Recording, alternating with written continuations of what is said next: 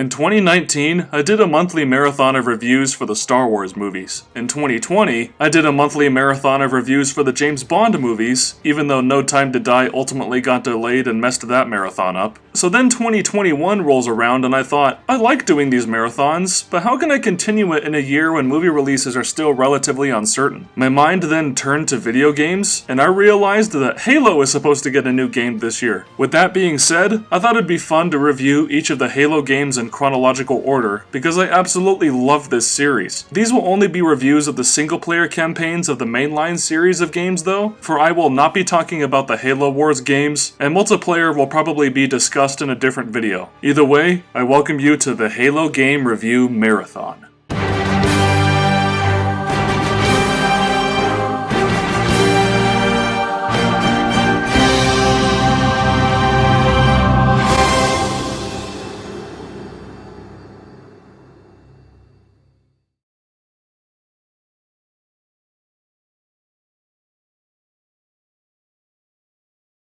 When you first played Halo, were you blinded by its majesty? Perhaps you were paralyzed or dumbstruck? You could say this is exactly how I felt when I experienced Halo back in 2001. Yeah, playing a mature-rated first-person shooter at a friend's house behind their parents' backs probably isn't the best example of how to behave as a 6-year-old boy. But growing up, the games I was familiar with included Super Mario 64, Tony Hawk Pro Skater, Spider-Man, Age of Empires, and a whole lot of educational games just to name a few. Going from games like those to something like Halo on the original Xbox was really impactful to me at a young, very impressionable age. What Star Wars was for children of the 70s and 80s, Halo was for people my age. And I don't just say that because it's science fiction. This game, like that great franchise George Lucas launched in 1977, was a groundbreaking moment in the history of video games. Without the original Halo, so many mechanics that have just become synonymous with certain genres of games would not be as refined or commonplace as they are today. Bungie's Halo changed gaming forever, and with that, I'd be happy to go into more of why that was the case, both from a personal angle and then from a broader view. As a caveat, I only have two real complaints about this game. One, and I think everyone can agree on this, the mission design can get a bit repetitive, especially in the second half. I'll touch on this more later, but there are missions that simply recycle environments and level layouts. In the context of the story, it works just fine and is not that big of an issue, but in terms of environmental variety, the original Halo is one of the weakest in the series. And I think much of that has to do with the fact that navigating some of the levels can be a bit difficult when a lot of the architecture and the Forerunner installations blends in with one another. And then the library is the library.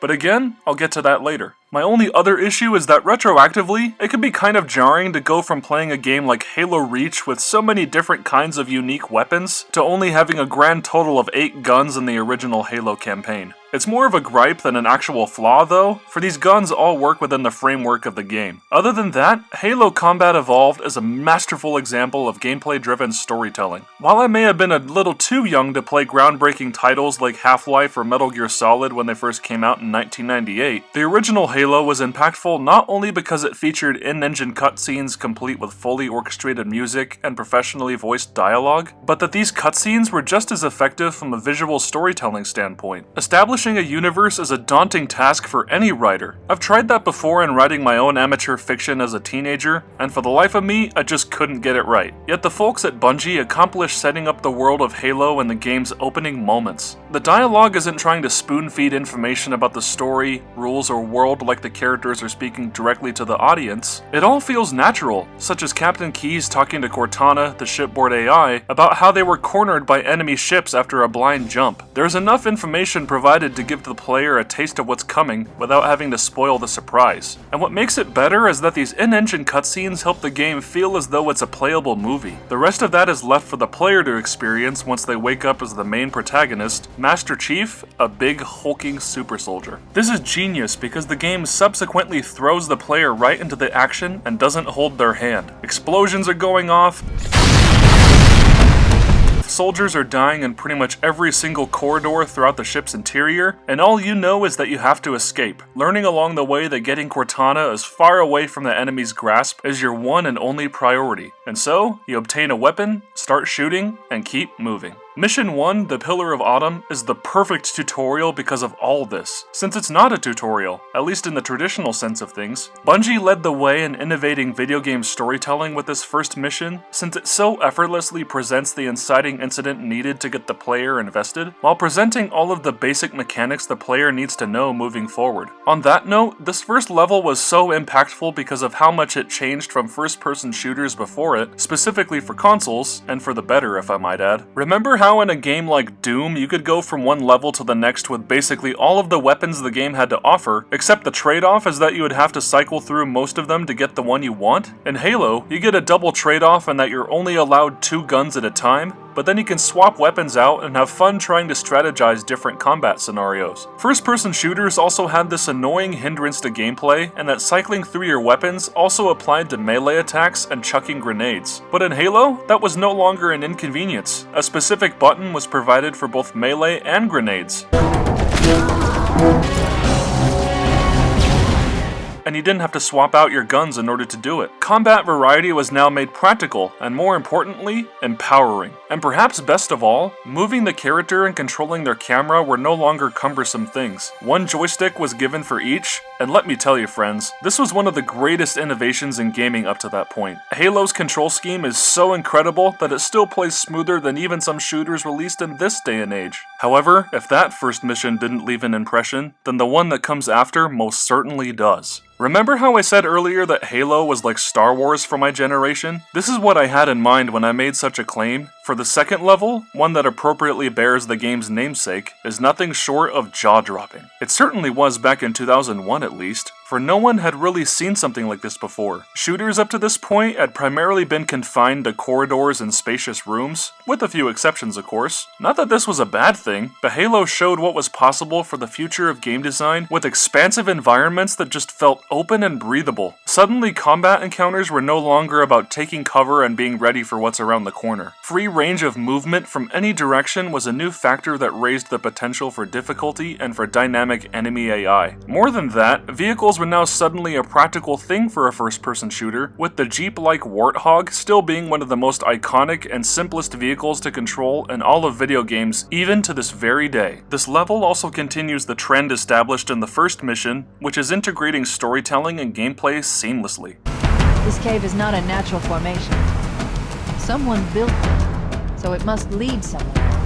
As you scour this small section of the mysterious ring world you crash-landed on for other survivors, you learn small but significant details that really add to the intrigue of the environment, and from there, the game continues introducing mechanics as the story progresses. When you start looking for survivors, suddenly you're introduced to the idea of waypoints that lead you where you need to go, and this level is when you encounter the shield-bearing jackals for the first time. When you get to the next mission, Truth and Reconciliation, the stage is set for a nighttime stealth operation, complete with learning how to effectively use a sniper rifle with night vision. New types of Covenant foes are also introduced, such as the hulking masses known as Hunters, in addition to the elusive but lethal sword elites masked by active camouflage. Then there's the silent Cartographer, where you're not only shown new possibilities for open, non-linear mission structure, but you also get your first taste of what the beefy rocket launcher can do.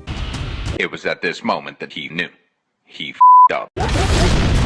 The culmination of introducing crucial new mechanics comes in the form of my favorite level in the game, which is Assault on the Control Room. This level may be long, but it's an almost non-stop series of combat encounters that puts everything you've learned to the test. In that way, it's like a marathon of action, and this is helped by the fact that this mission also introduces the Nimble Ghost, hefty Scorpion tank, and the airborne Banshee as usable vehicles. Up to this point, the game primarily is a series of various combat encounters with very little downtime. What little pauses exist are mainly to let the player observe the scenery or enjoy a brief cutscene that provides context for what's going on. And with that, Assault on the Control Room is my favorite level since it's a near-perfect combination of all these different elements. Up to this point, Halo was an adrenaline-pumping rollercoaster ride of one action-packed encounter after another. The military science fiction story meshed well with the action, and it wasn't so brainless that it numbed your senses. It was just good, well-paced entertainment that even involved some critical thinking when it came to planning out combat strategies. But then in this cutscene at the end of Mission 5, you learn that there is something ominous in store for you. There are hints here and there, but all you really know is the cryptic information that Cortana gives you and these commands. No, that can't be. Oh, those Covenant fools. They must have known. There must have been signs. Slow down. You're losing me. The Covenant found something. Buried in this ring. Something horrible. And now they're afraid. Something buried. Where? The captain. We've got to stop the captain.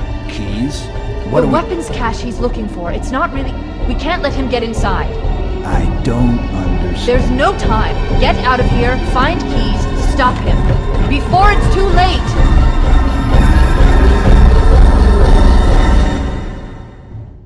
If this didn't clue players into what was going to happen next, the brilliant use of audiovisual storytelling in the first half of Mission 6, 343 Guilty Spark, absolutely does. The music is foreboding and nestled in the background. And right from the get-go, you notice something's off. When you land in this jungle, you barely face any opposition compared to the previous missions. You even come across a platoon of Covenant that are running away from gunfire, and if you don't fire any rounds into them, they just straight up ignore you. When fearsome alien forces are too scared by whatever is chasing them that they bypass the human super soldier they refer to as a demon, you know that something is very wrong. And sure enough, there is. I love how the deeper you venture into this Forerunner facility, you still aren't given any direct answers as to what's going on. You find ammunition and corpses scattered everywhere, but the signs of struggle are vague at best. Eventually the player encounters a Marine who is frightened beyond reason and starts firing at Master Chief, which is disturbing on its own, but more than that, he says, "Stay back! Stay back! You're not turning me into one of those things! I'll blow your brains out! Get away from me!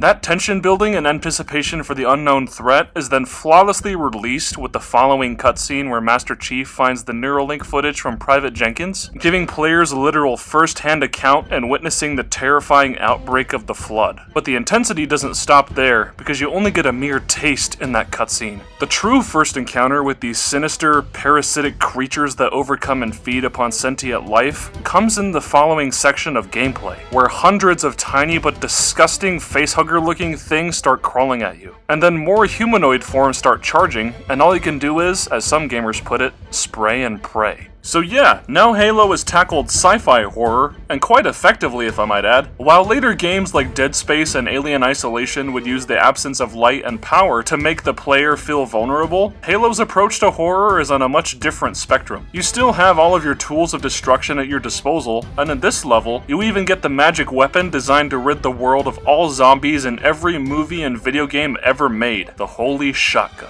But in this case, the terror comes from the ominous music, and the simple uncertainty of whether your literal one-man army can survive against not only the Covenant, but this newly emerged horde of bloodthirsty monsters. This is felt very powerfully as you desperately try to fight your way out of the facility you mistakenly stumbled upon, but more especially in the infamous mission that comes next, the library. Now, much has been said about the library by Halo fans for the past 20 years. Some argue that it's a relentless source of non-stop action and tension that never gives the player a chance to breathe. Similarly, those who dislike the level also cite the level's high intensity, but bemoan the fact that it's a seemingly endless, exhausting foot race through copied and pasted hallways. In my opinion, both of those arguments are true, and in that sense, Halo suffers in retrospect from the fact that this mission and every mission that comes thereafter have a lot of recycled environments. Two Betrayals, for example, is almost the exact same as Assault on the Control Room if that level was played backwards. Given that the library is room after room of the same environmental designs on repeat, it admittedly can get tedious. But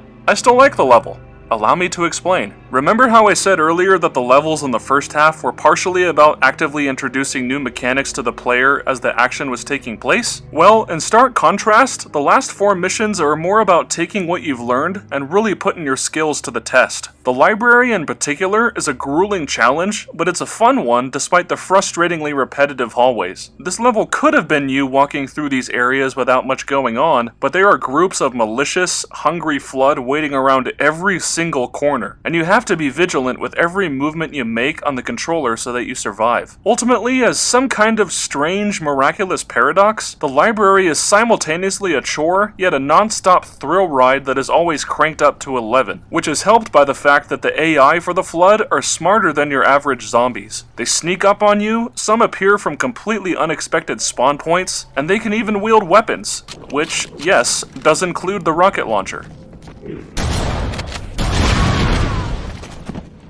And so, this is how much of the rest of the game plays out. The ominous vibe established by 343 Guilty Spark pervades the rest of the game and continues to settle in as you slowly realize that you're alone in this seemingly insurmountable struggle against two fearsome coalitions of alien creatures. But you endure the arduous journey through the library, the explosive vehicular and on-foot combat of two betrayals as you battle the Covenant and Flood in equal measure, and then there is Keys, one of the most haunting levels in the game, let alone the whole series. You board a Covenant frigate much like in Truth and Reconciliation, only this time you have the difference in the ship being mangled and derelict from the Flood's presence. Marty O'Donnell's music is anything but rousing here, with the creepy, foreboding themes further cementing this feeling of isolation and dread. It's perfectly matched by the truly horrific nature of what's going on, with a major example of this being when Cortana talks about the Flood gathering bodies for consumption. Look, in the corners. The Flood are gathering bodies here. But who can forget the disgusting, depraved cutscene in which you learn that Captain Keyes suffered a painful death as he was absorbed into the proto-Gravemind? And all of this is barely explained with exposition. It's all in what the player sees and how the characters react. This approach, coupled with the near constant action as well as the masterful music, is emblematic of Halo's effectiveness. Yet even so, there is still one last level to play after this one. And the finale, the Maw, is quite possibly one of the best final missions in the history of video games. Once again, you're revisiting very familiar territory in that Master Chief and Cortana return to the Pillar of Autumn, only this time the context has changed. Now a quiet shell of what was a magnificent vessel emblematic of mankind's achievements, this massive frigate is infested with every enemy you've encountered in the game. They all stand between you and your goal of igniting a thermonuclear explosion sufficient enough to destroy Halo, and thereby wipe out the local armies of Covenant and Flood. This final mission is great, and it throws a ton of combat challenges at the player, while also making them feel immensely empowered by what they're accomplishing as Master Chief. You're a one-man army, and regardless of the odds stacked against you, success is achieved in starting the process of engine meltdown. This only leads into one of the most epic and memorable conclusions in a video game